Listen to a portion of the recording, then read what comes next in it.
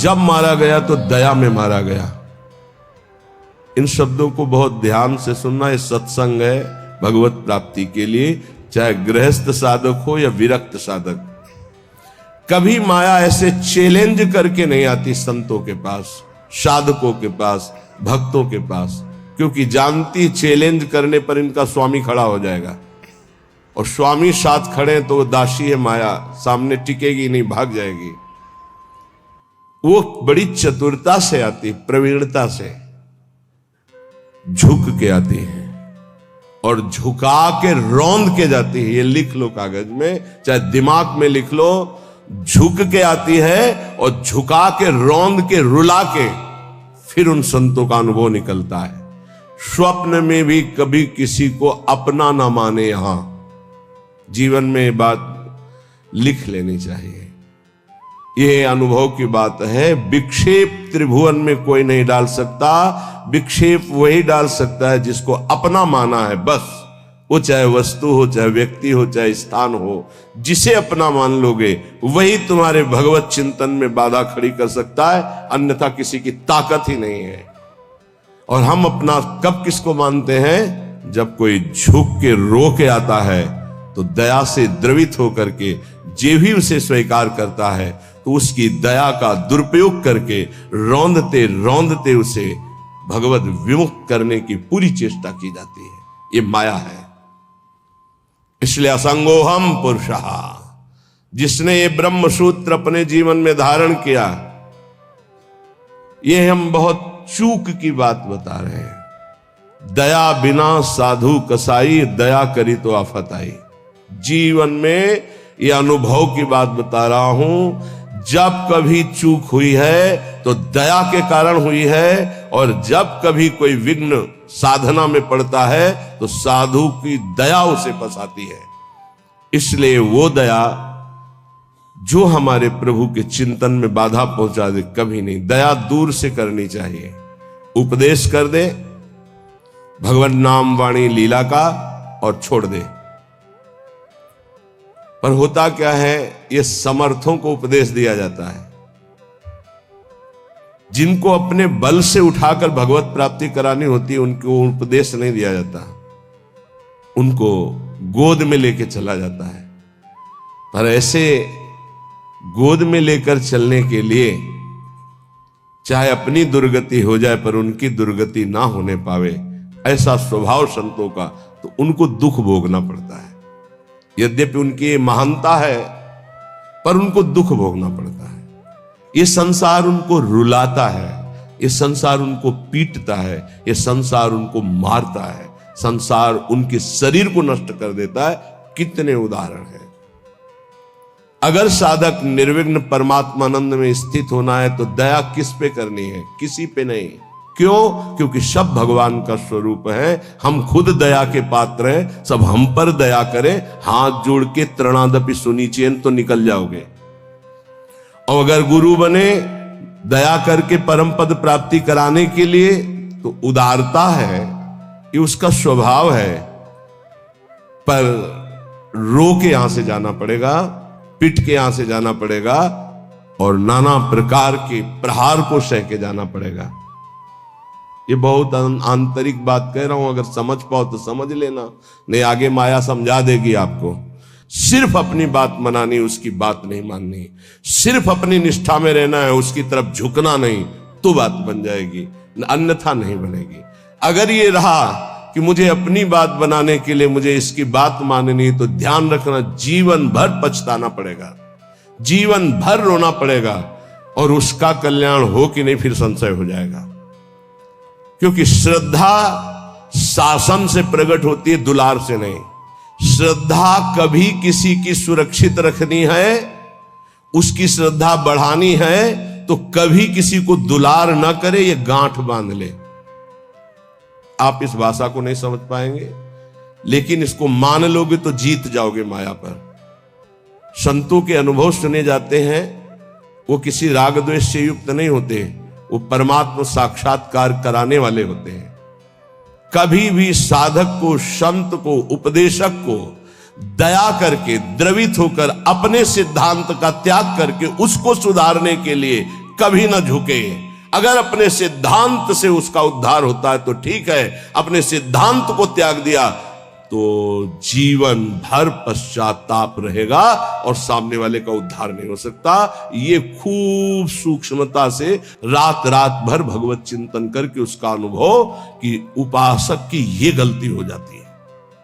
अपने लोग किसी भी बात को, किसी भी घटना को घुस करके हुए घुनाक्षर न्याय, जो जैसे घुन गेहूं को ऊपर पूरा सुरक्षित रखता है और एक जगह से छेद करके अंदर जाता है और पूरा का पूरा माल ले लेता है, केवल खोखा रह जाता है, ऐसे उसे घुनाक्षर न्याय कहते हैं। किसी भी घटना, किसी भी शब्द पर घुस जाना और उसके रहस्य को निकाल करके ज्यों का त्यों ऐसा अनुभव करना, ये उपासक बड़े बड़े संतों से गलती हो जाती है। और इसी गलती का नाम साधुता है।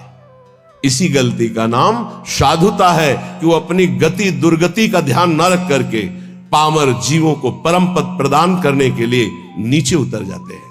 आओ हमारे सर पर पैर रखो और भगवत प्राप्ति करो। हम जैसे हैं वैसे प्रियालाल के हैं। हमारे प्रियालाल में अपार सामर्थ्य है। साधक जब तक भगवत साक्षात्कार न कर ले तब तक तटस्थ भूमिका रखे, कभी किसी को अपना न मान ले, नहीं तो भगवत साक्षात्कार में बाधा पड़ जाएगी। तुम जैसे हो वैसे भगवत साक्षात्कार कर सकते हो। हमारी बात ध्यान रखना। काम है, क्रोध है, लोभ है, चिंता मत करो। ये नारकी गति प्रदान करने वाले शत्रु हैं, पर हम जिनके शरणागत हैं उनके प्रभाव से, जैसे जंगहा लोहा पारस के प्रभाव से सोना बन जाता है, तो पारस भी तो जड़ है। जड़ पारस अपना स्वभाव नहीं छोड़ती तो चैतन्य घन परमात्मा और हमारी स्वामिनी किशोरी जो, वो अपना स्वभाव कैसे छोड़ देंगी? उनका स्वभाव ही है जो उनकी शरण में आ गया उसे निर्मल कर देना, प्रेम प्रदान कर देना। पर अपना कोई एक स्वप्न में भी नहीं होना चाहिए। सपने हो और न देखत कोई ऐसा सहयोगी नहीं है जो मुझे प्रियालाल में लीन करने का सहयोग करे। प्रियालाल से दूरी बनाने वाला मित्र तो मिल जाएगा। जब तुम भगवत मार्ग में चलोगे तो रुददपि पित्र मात्र बंधु पुत्रादिकम अपहाय निसम्य नारहत दुखते ही, तुम्हारे माता पिता तुम्हारे विरुद्ध हो जाएंगे। भगवत मार्ग में चलोगे तो कोई बिरला ही होता है जो अनुकूल हो जाए। बहुत कठोर हृदय भगवत मार्ग में चाहिए।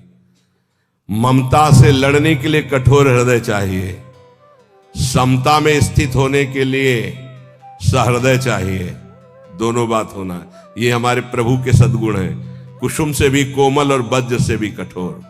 अपने शब्द के लिए कठोर, और ये अपनापन जहां प्रभु में समर्पित हुआ तो सहृदय। इसको समेटो अपनेपन को। रुददपि पित्र मात्र, रुददपि, यदि वो रो रहे हैं या ऐसी युक्तियां पेश कर रहे हैं, उपासक को चाहिए इस जाल में न फंसे।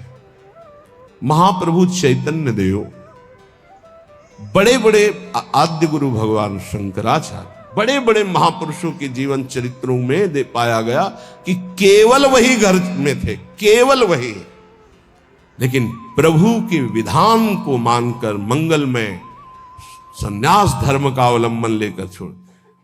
सची माता ने तो यह भी कहा था कि बेटा पानी की तो बात जाने दो, अगर हम मरना चाहें तो कोई जहर देने वाला भी नहीं। विष्णु प्रिया तो अभी नवीन बालिका है और मैं वयोवृद्धा हूं, और जानते हो तुम्हारे सिवा कोई है। तो उनका मां श्री कृष्ण मुझे प्रेरित कर रहे हैं, मैं रुक नहीं सकता, आपको अनुमति देना होगा। ऐसे भगवान शंकराचार्य जी ने कहा, मां भगवान शंकर प्रेरणा कर रहे हैं, मुझे संन्यास लेना ही होगा। तो उनका बेटा मेरा तो कोई नहीं है, ना कोई और पुत्र है, ना तेरे पिता है, कोई नहीं है और केवल तू ही है। उनका मां बिना अनुमति के संन्यास लिया नहीं जाता, और आपकी अनुमति अनिवार्य है, तो क्या आप मुझे अनुमति नहीं देंगे? तो बेटा कैसे दे सकते हो? तो चलो मां गंगा स्नान करने चले गए। वो तो महायोगी थे, मगरमच्छ प्रकट कर दिया। बोले माँ मुझे मगरमच्छ खा रहा है। अरे बोले बेटा मैं वृद्धा हूं, कैसे बचा सकती हूँ? बोले सन्यास की अनुमति देके कह दो सन्यास। बोले बेटा मगरमच्छ से तो अच्छा है तुम जिंदा रहो, सन्यास ले लो। अनुमति हो गई, मगरमच्छ चलता, ध्यान हो गया। तो उनका बेटा अंतिम संस्कार करने वाले तो तुम ही हो। तो उनका माँ वचन देता हूं कहीं भी होऊंगा और सुनूंगा कि माँ का शरीर पूरा हो रहा है तो अंतिम संस्कार मैं करूंगा। आकर के दंड रख करके शिष्य को दे करके भगवान शंकराचार्य ने मां का संस्कार किया। रुददपि पित्र मात्र बंधु पुत्रादिकम अपहाय निशम्य नारहदत्ये। कोई युक्ति तुम्हें भगवान मार्ग से विमुख न कर पावे। बड़े प्रलोभन, बड़े भय, कमर कस के चलना इस मार्ग में। श्रीपाद कह रहे हैं हृदय परम कठोरताम दधानो द्रुत मवलोकय कृष्ण केलि कुंजम। हृदय परम कठोरताम, इस मार्ग में चलने वाले को हृदय को बहुत कठोर रखना पड़ता है। और कठोर ऐसा जैसे नारियल, अंदर एकदम कोमल, बाहर एकदम कठोर। बाहर नारियल जैसा रहे ना, नारियल का देखते हो जटा, फिर कठोरता उसकी खप्पर की, और अंदर देखो बड़ा मुलायम मीठी गरी। ऐसे संत होते हैं, हृदय से एकदम कोमल, बाहर से एकदम कठोर, उनको जल्दी कोई पहचान नहीं सकता। हृदय परम कठोरताम दधानो द्रुत मवलोकय कृष्ण केलि कुंजम। यदि तुम मेरी ये बात मान गए और हृदय को कठोर कर लिया और ममता का त्याग करके निरंतर भजन किए तो इसी जन्म में तुम श्री कृष्ण केलि कुंजम, श्री कृष्ण केलि कुंजम क्या, राधा केलि कुंजम, हाँ श्री राधा केलि कुंजम प्रवेशम, प्रवेश हो जाएगा श्री जी की केलि कुंज में। ये संपूर्ण वृंदावन राधा केलि कुंज है, प्रियालाल की केलि कुंज है। मान जाओ, हम ये नहीं कह रहे कि हमारे भाव कहने का कि आप सन्यास ले लो, नहीं ये कह रहे। हृदय को मोह ममता रहित करके उन्हीं के बीच में रखकर उनकी सेवा करते हुए खूब भजन करो। बोले तुमने क्यों नहीं किया? हमारे भाग्य में लिखा था। ये तुम्हारे लोगों के भाग्य में लिख दिया है। किसने लिखा है? ब्रह्मा ने नहीं लिखा, गुरु ने लिखा है। ये ब्रह्मा के लिखे भाग्य से नहीं। कुंडली देख लो अपनी, निकलवा लो कुंडली, उसमें लिखा हो कि बाबा जी बनेगा तो हमें बताना। ये गुरु भाग्य बदल दिए। ये संत जन जहां जाते हैं ना, नारद सिख जे सुनहि नर नारी, अवसि भवन तजी होहि भिखार। संतों को भिक्षा देने का मतलब जानते हो?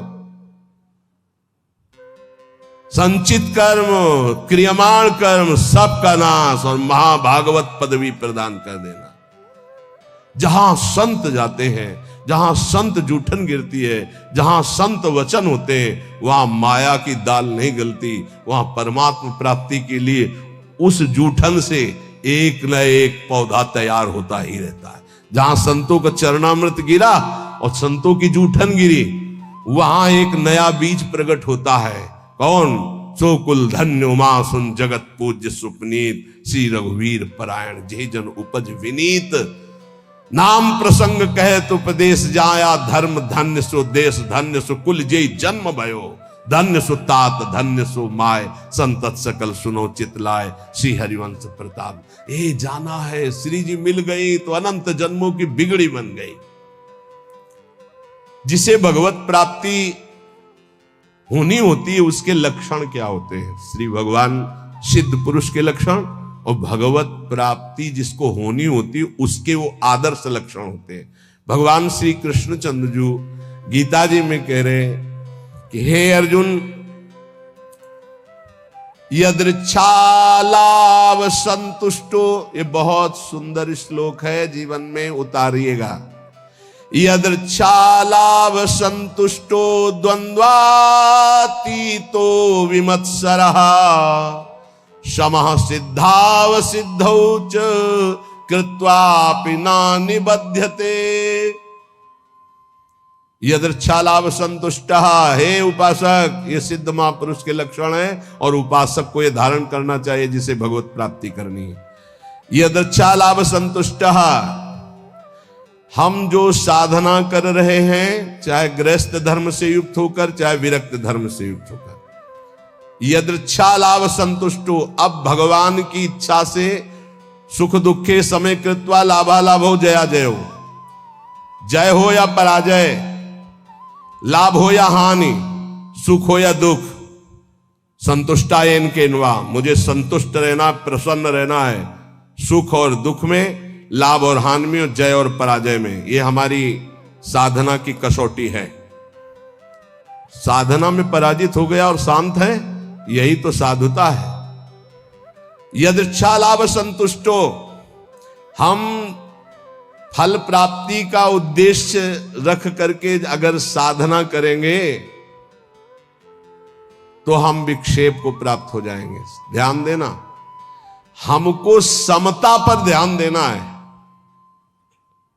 यह है साधना का फल, और इस पर ध्यान प्राय नहीं। समता का क्या मतलब?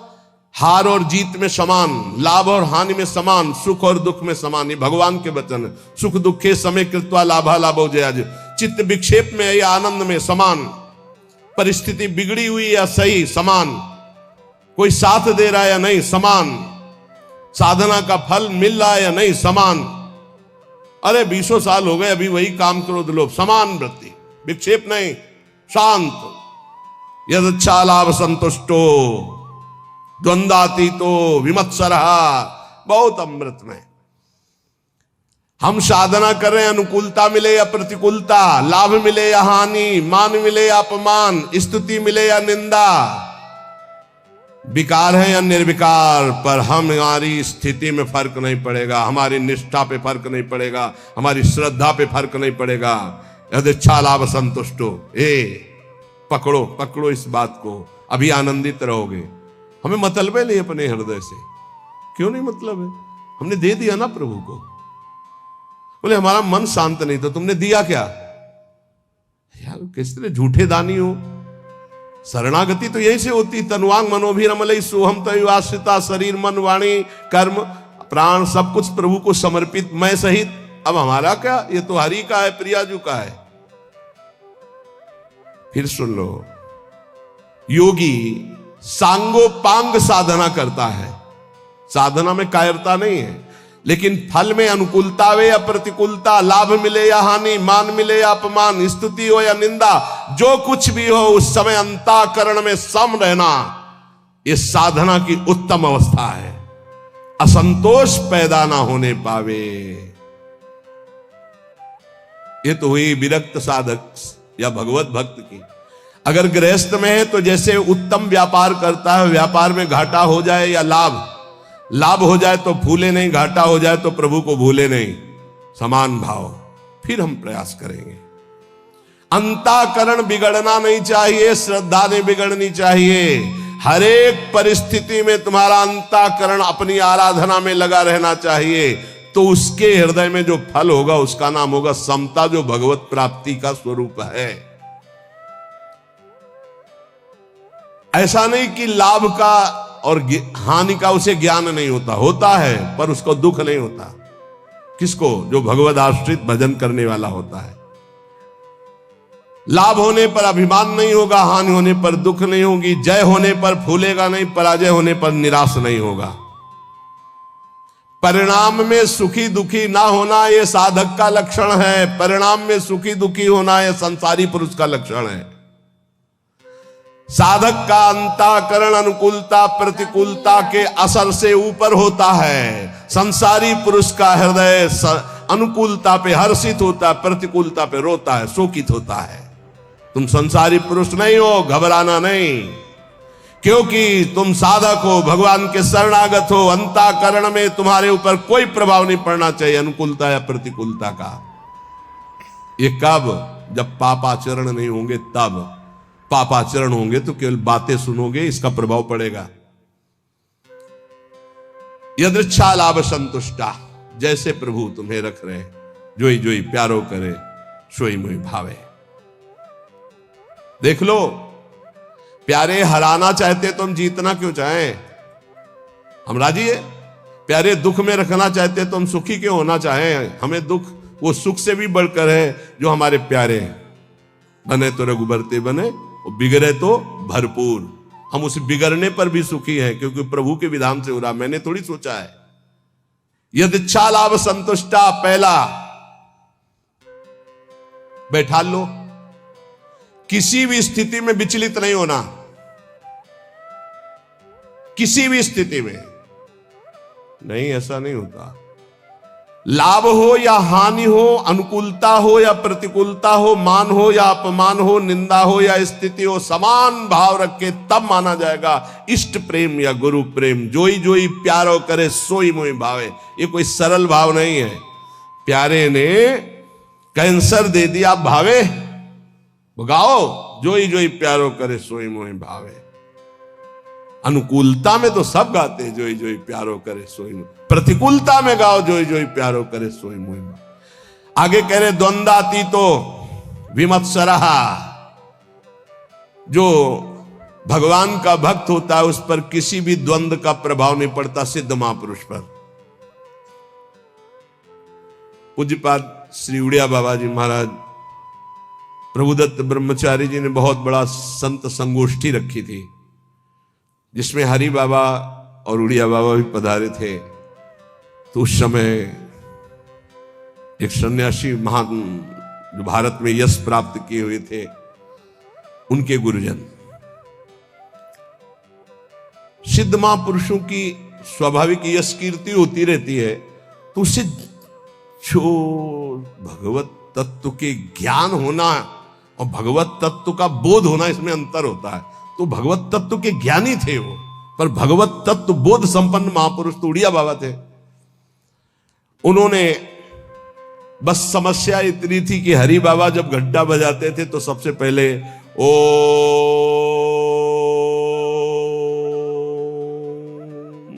नाद करवाते। तो इसका विरोध हुआ कि ये केवल अमुक ही बोल सकते हैं, हर वर्ण के नहीं बोल सकते हैं। उड़िया बाबा से कहा गया कि आप वहां बैठे हैं, आप इसका विरोध क्यों नहीं करते। उड़िया बाबा ने कहा हरि स्वयं हरि हैं, हरि बाबा स्वयं हरि हैं, वो जो कुछ करते हैं सब परम धर्म है, हम उनका विरोध नहीं कर सकते। इसी बात को लेकर के बाबा की बहुत निंदा की भरी सभा में बाबा बैठे थे, पद्मासन लगाए।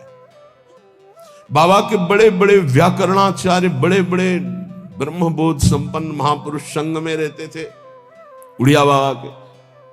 वो खड़े हो गए बड़े ज्ञानी जन और कहा कि बाबा की तरफ देख के, बाबा सबको बैठा ले और बैठे रहे आधा घंटे। खूब वो माइक मिल गया था तो खूब फराटेदार श्लोक और बार बार उड़िया बाबा का नाम ले लेकर उड़िया बाबा की निंदा, और कोई निंदा के चांस नहीं थे। इसी व्यवहार को सन्यासी होकर के ऐसा विरोध नहीं करते, ऐसा ऐसा ऐसा। बाबा जब संपन्न हो गई निंदा तो उठे और अपनी कुटिया में आ गए। सब शिष्य जन जो और मित्र जन जितने थे सब, बाबा आपने रोक क्यों दिया उनके, तो हम मुख बंद कर देते, ऐसी नहीं। बोले देखो यही सत्संग सुना तुमने, यही आज तक हमारे संग का फल रहा कि तुम उनका मुख बंद कर। देखो वो जो निंदा कर रहे हैं सही कर रहे हैं, शरीर धर्म को लेकर के अगर निंदा कर रहे हैं तो बहुत सही बोल रहे हैं, और आत्म स्वरूप को लेकर कह रहे हैं तो जो वो आत्मा है वही आत्मा है, अभेद है, वो अपने आप की अपनी निंदा कर रहे हैं, तो हमें क्या परेशानी है, क्योंकि आत्म तत्व तो एक है। और शरीर की निंदा तो शास्त्र करते हैं, हम करते हैं, वो भी कर रहे हैं, क्या परेशानी है, कोई समझते, कोई क्षोभ नहीं निंदा का। द्वंद्वातीत तो ये तो सिद्ध पुरुष के लक्षण होते, साधक को ऐसा ही होना चाहिए। अगर हमारी कोई निंदा करता है तो हमको बिल्कुल ऐसे रहना है जैसे कोई हमारी प्रशंसा करे तो हम कैसे रहते हैं।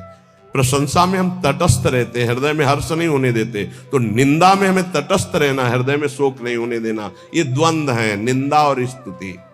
ऐसे ही मान अपमान में, ऐसे ही अनुकूलता प्रतिकूलता में, ऐसे ही सुख दुख आदि में, तो ऐसे ही जन्म मृत्यु में आप द्वंद्वातीत अवस्था को प्राप्त हो जाएंगे। ना आपको मृत्यु का भय होगा ना जन्म का भय होगा, क्योंकि आप जीवन मुक्त हो जाएंगे। भक्त द्वंद्वातीत होता है। और विमत्सरा, ये बहुत बड़ा दोष है, ये दोष बहुत बड़ा है। इसे कहते हैं ईर्ष्या। मत्सरति, मेरे से आगे निकला। ईर्ष्या बहुत बहुत बुरी है। ये बहुत बड़ी जगह से होती है। छोटे मोटे को तो समझे में नहीं आती कि मेरे अंदर ईर्ष्या है, बड़े बड़े में ईर्ष्या होती है। जब अपने से अधिक किसी की प्रशंसा या सुख देखकर जलन जो होती है, उसे कैसे मत्सरता, ईर्ष्या। अगर ईर्ष्या का किंचित मात्र भाव है तो चाहे जितना इष्ट कृपा करे, गुरु कृपा करे, वो जलेगा, कुछ उस पर फर्क नहीं पड़ेगा। बहुत विचित्र है ये ईर्ष्या। विमत्सरहा, मत्सरता रहित होना चाहिए साधक को। सिद्ध पुरुष में ईर्ष्या नहीं होती। ईर्ष्या इतना दोष सूक्ष्म है। कंचन तजना सहज है, सहज तिया का नेव, मान बड़ाई ईर्ष्या दुर्लभ तजनाए। दुर्लभ है जो कंचन कामनी पर विजय प्राप्त किए हुए, वो भी ईर्ष्या पर। बहुत विचित्र है, बहुत विचित्र।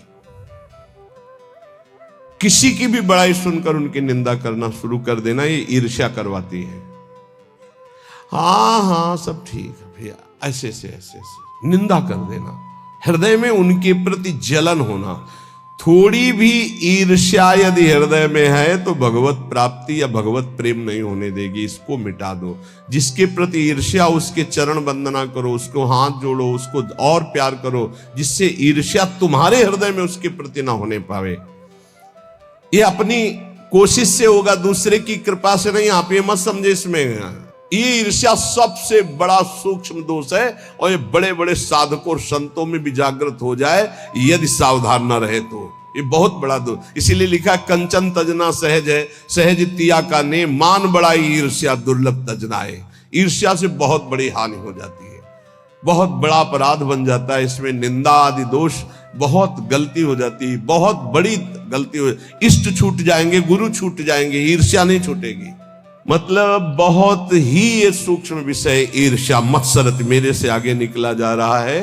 ये ईर्ष्या बहुत मत्सर, विमत्सरहा, भक्त विमत्सर होता है। चाहे जितना आपस में प्रेम हो, ईर्ष्या जागृत हो जाए तो एकता, मित्रता, भाव, श्रद्धा सब नष्ट कर देगी। चाहे जितना प्रेम, ईर्ष्या जागृत हो जाए तो बहुत दूरी बना देती ईर्ष्या। वैर और भिन्नता ये पैदा करना इसका काम है। भिन्नता, दूरी बना देना और दुश्मनी पैदा कर देना, ये ईर्ष्या का काम है। साधक इस दोष से बचे। बड़ा भयानक दोष है ईर्ष्या। ये बहुत जल्दी हो जाता है। छोटों में तो कम होता है, बड़ों में ज्यादा होता है। छोटों में छोटे स्तर से होता है, एक दो व्यक्ति। ईर्ष्या बड़ों में बहुत जोर की होती है। सुना है हमने, शब्द सुने, तो उससे लगा कि ये ईर्ष्या बहुत जोर की होती है। किसी की भी बड़ाई हो, फौरन निंदा। ये हमने सुना है, फौरन निंदा शुरू। हाँ ये तो ठीक है, पर लगा के उड़ गए, निंदा शुरू कर दी। ईर्ष्या बहुत विचित्र है। अपने में गुणाभिमान और दूसरे में दोष दर्शन, ये ईर्ष्या करा देती है।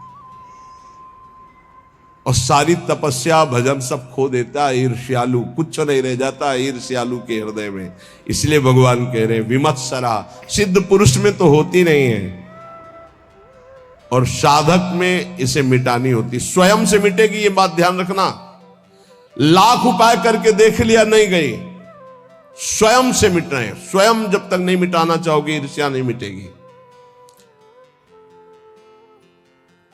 ईर्ष्या जिधर झुक जाए उधर द्वेष पैदा कर दे, लड़ाई झगड़ा पैदा कर दे और नाश शुरू कर देती ईर्ष्या।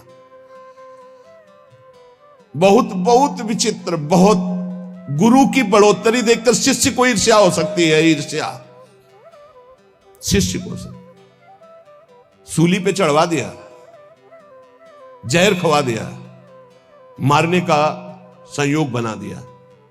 बहुत से ऐसे उदाहरण पाए गए। ईर्ष्या। भला सदगुरु परब्रह्म, उनकी महिमा को देखकर ईर्ष्या कैसे हो सकती है?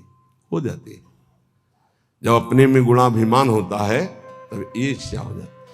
यहां तक शिष्य की महिमा को देखकर गुरु के हृदय में ईर्ष्या पैदा हो गई।